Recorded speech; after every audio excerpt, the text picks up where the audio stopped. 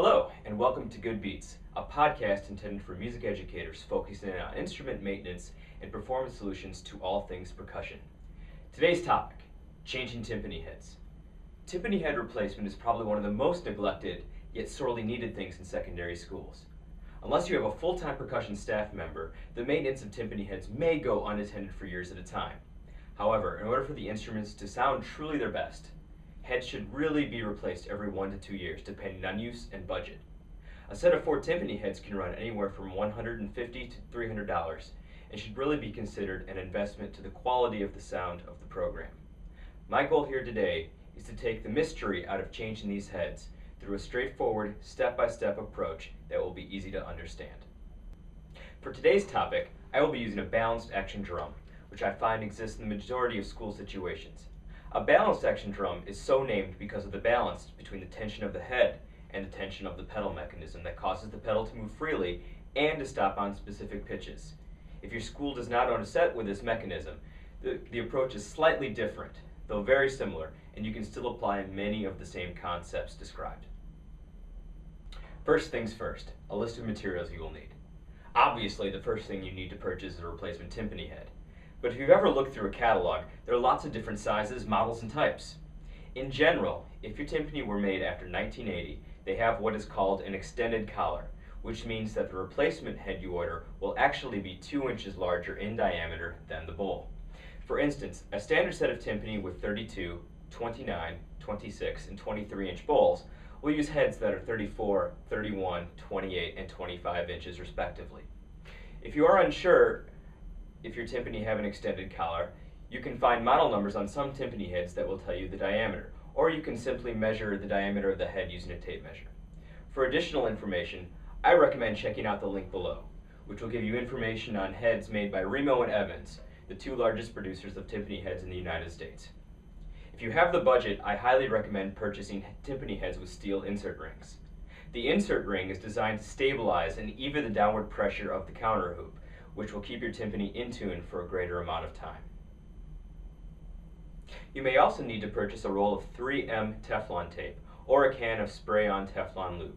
This is because the bearing edge, where the head and the bowl touch, may have become dirty or is no longer frictionless. Applying either the tape or the spray to the bearing edge ensures that your heads will move without friction across the bowl. You can purchase these items at percussion-specific websites like steveweissmusic.com and percussionsource.com. The tape in particular is different than Teflon tape you may find in hardware stores in the plumbing section, so make sure you get the right stuff. Other items you will need are moleskin, which is needed if the underside of the counter hoop is without any moleskin to prevent metal-on-metal noise. You will also need a household solvent, some very fine grade sandpaper or steel wool to clean the bearing edge if needed, a general automotive grease to re-lubricate the lugs, some paper towels, some rubber gloves, a bucket, and a block of wood which we will use to block the pedal. Also important is that you have a key that is specific to your brand of timpani. Unfortunately, most timpani lugs are larger or a different shape than, say, snare drum lugs, so you can't use a good old-fashioned drum key. Alright, you have all your stuff in ready to begin. First thing we'll do is place this block of wood beneath the pedal so that the pedal is in its lowest position. This is to prevent the pedal from springing upward once we've released all the tension and taken off the head.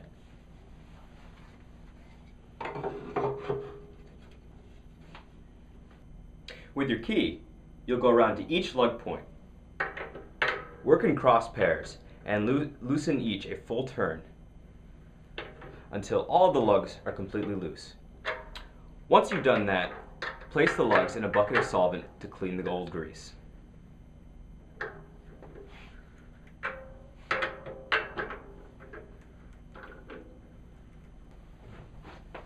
At this point, you'll want to remove the counter hoop in the head from the bowl, and then remove the head from the counter hoop.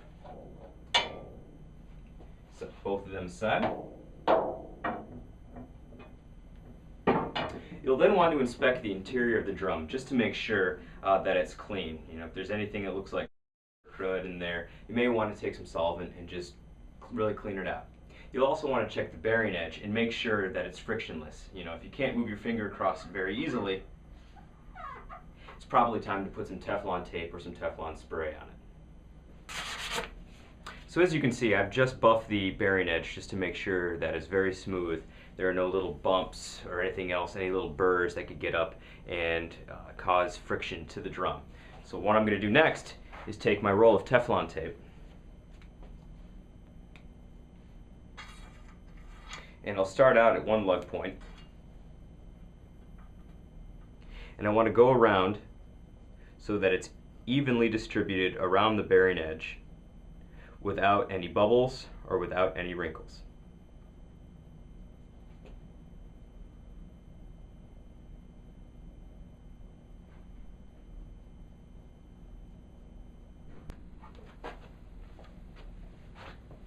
As you can see, I'm finishing smoothing out the Teflon tape, just making sure again that there's no bubbles or creases as I go around. Again, I want this to be as frictionless as possible so that when the drum head comes in contact with the bearing edge, it moves as effortlessly as possible.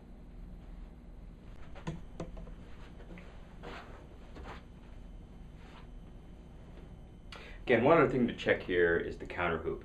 As I mentioned, there should be a thin layer of moleskin or felt that goes around the outer edge of the counter hoop. Again, this prevents any sort of metal on metal contact noise that you may have with the timpani. So at this point, just make sure again that it looks like it's in pretty good shape. This looks like it's in fairly good shape. It does need to be replaced. So I won't replace it right now. However, if this was really bad, what I would do is just take that thin layer of moleskin and go around, take an X-Acto knife and cut along the inside so that it seals very nicely on the inside. The next step is that you got to clean all that old gunk off your lugs. What we're going to do is remove the lugs and clean them so you get as much of that old grease as possible.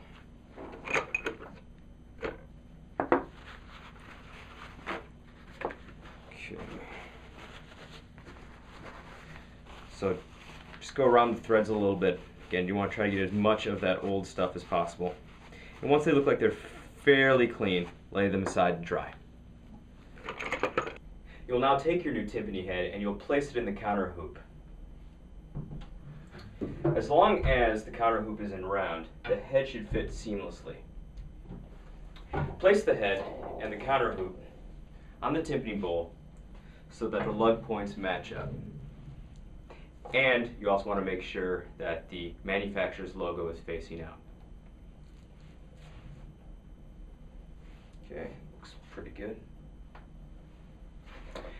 You want to position the counter hoop so that the collar is evenly spaced. You can double check this with a tape measure. And all you're going to do is go around the collar and measure the distance from the counter hoop to the bearing edge. Okay, so this is a little wide. Back to the lugs. You're going to place a small bit of the lubricant at the base of the lug and work it up the threads a little bit. Okay, you don't need too much, just enough that it's going to give you some nice lubrication as you put it into the lug casing. Take your lug and place it in one of the lug points on the counter hoop. Repeat this process for as many lugs as you have. Once you have all the lugs in place, screw them into the casings with finger tension only. I like to work in cross pairs from this point forward, basically to keep as much even tension on the head as possible.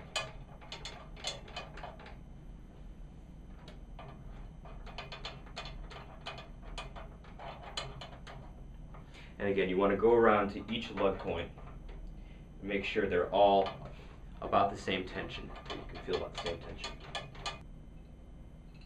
Alright, I have all of the lugs at about the same finger tension going across. So at this point, I'm going to use my timpani key to tune the drums. And what I'm going to do is start in cross pairs. If you have two, this job is a little bit easier. If you have one, it's no problem. I'm going to do this in half turns this time. Again, I don't want to make any big motions where I'm going to have a lot of different tension going across the head. I'm just going to try to do this as evenly as possible. I'm going to go around the head at each lug point at least 5 times just to make sure I get the drum into a good plain area. At this point, you will remove the block and carefully make sure that the timpani pedal moves all the way to the top of its range. Good. Stays right there. Again, if you put enough tension on the head to balance the tension that's in the spring mechanism, this shouldn't be a problem. At this point, I'm going to clear the timpani head. Clearing is timpani speak for tuning the timpani head to the desired pitch.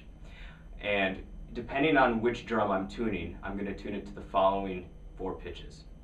For the 32-inch drum, I'm going to tune the top note to a B flat. For the 29-inch, a D flat. A 26-inch, a G flat. And a 23-inch, a B flat at the top.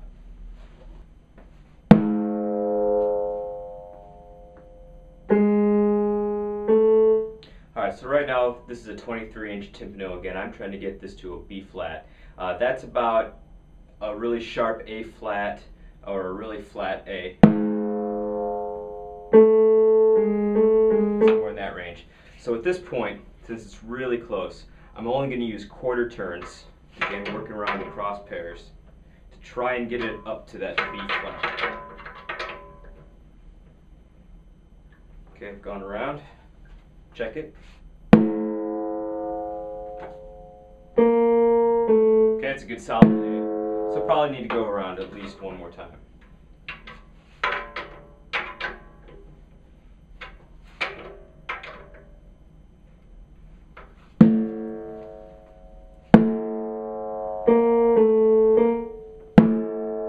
Okay, it's almost there, so I think one more turn is going to do it. One final note. You may have noticed it sometimes, an issue of pedal tension where the pedal won't stay up all the way. It wants to sort of come back.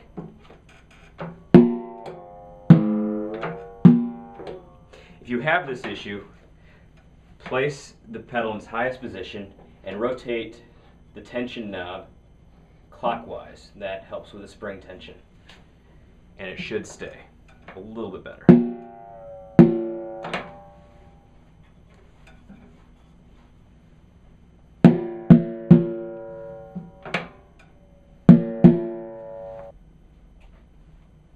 Thank you for watching Good Beats. Our next podcast will feature actually clearing the timpani head. That is, tuning it and making sure each lug point is in tune with itself and giving you the clearest possible sound. This is something that needs to be done at this first initial seating of the drum head, as well as periodically throughout the life of the head itself.